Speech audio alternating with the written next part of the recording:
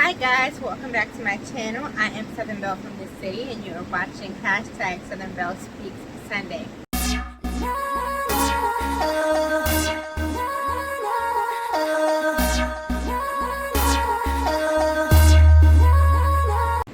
Hi guys, thank you so much for joining again. I'm about to start calling this Southern Belle's Book Club because I got another book that I want to talk about. It just kind of gives me some discussion topics. I can make this a separate segment if I do get some feedback on that, to let me know if you guys would like to separate that and have me still do some more of my other discussion topics and then do the separate Southern Belle's Book Club. So let me know. But today I am talking about Pastor Mike, my dog, my G. He doesn't even know it, but we're best friends. I just love him. But this is his relationship goals that he talks about all the time. He did a whole sermon series on relationship goals. Then he did relationship goals reloaded, which he just finished, and now he's on sabbatical. Anyways, the book is sold with the study guide, so it's not sold with, you have to purchase this as well.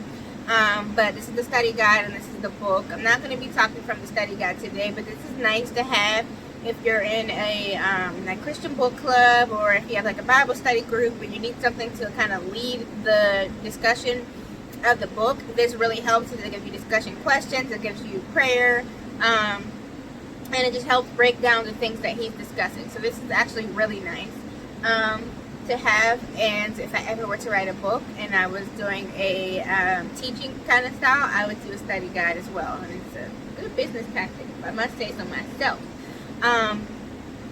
But anyways, so this is the book. I'm going to be discussing a section in chapter 4 called Intentional Dating. And just want to say that this relationship goals isn't just about the relationships with your partner or whoever. It's about a lot of things. But this part is about intentional dating.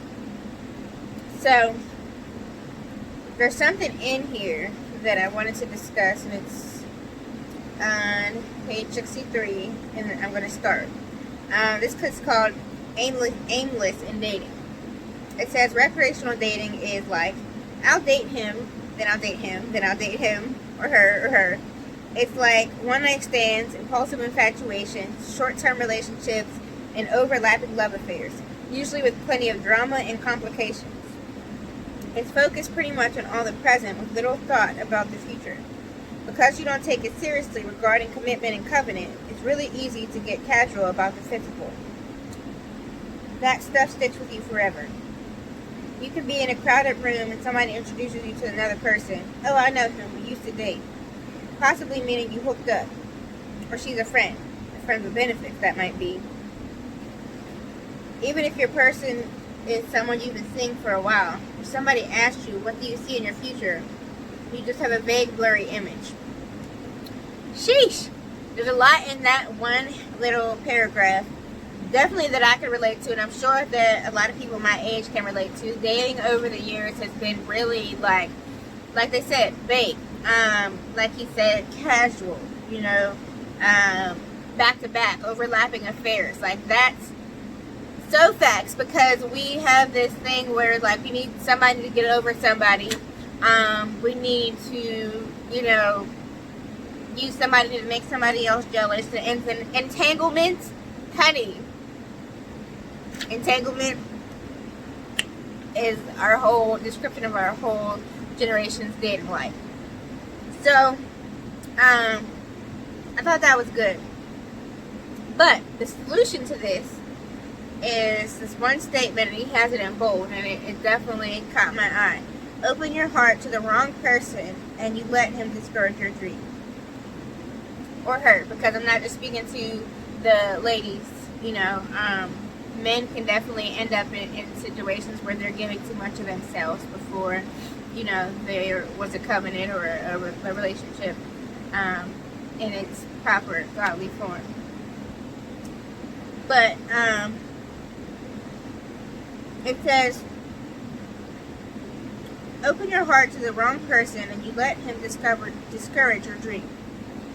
You used to be passionate about something. but you got with the wrong person and it started to crush you. No. You got with the wrong person and it started to crush what God placed inside of you. The relationship is over, but you're left in a place where you don't believe in yourself anymore. You lost time, you lost vision, and you lost hope because you were in a wrongly aligned relationship. 1 Corinthians 15:33 says, bad company corrupts good character. That applies across the board in our influential relationships. And this is why I say that this isn't just about, platonic. I mean, this isn't just about romantic relationships. It can be about platonic relationships. Just based on, that scripture saying bad company corrupts good character. But, when I like the statement that when you got with the wrong person, it started to crush what God placed inside of you. Because sometimes we get into these relationships and we try to turn casual relationships into committed relationships. And one person doesn't catch the vibe, and the other person gets let down because of these expectations that they're putting on a non-covenant relationship, trying to turn it into something and mirror a covenant. And so I'm speaking from experience here because we're not even going to get into that today. But,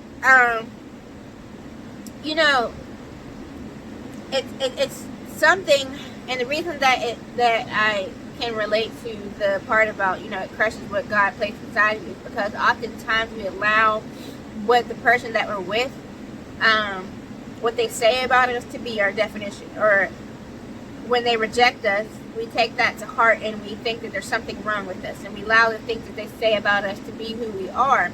And so that's not what God said that we are. God may have placed something in us that didn't have a chance to grow or be watered, that is being crushed and trampled on by the person that we're with in a relationship that we should not have been in, defining us. So I really thought that was good, and that's something to think about, because we have to be intentional. We have to be able to figure out, what God has us here for, and does the person that I'm with, or the person that I'm around and in friendship with even, mirror or support and allow what God has placed in me room to grow and be watered. So we have to be intentional about our dating and be intentional about our vetting when we're becoming, friends with these people. And even take some evaluations of people that are already in our lives. And does this align with what God placed inside of me? This is,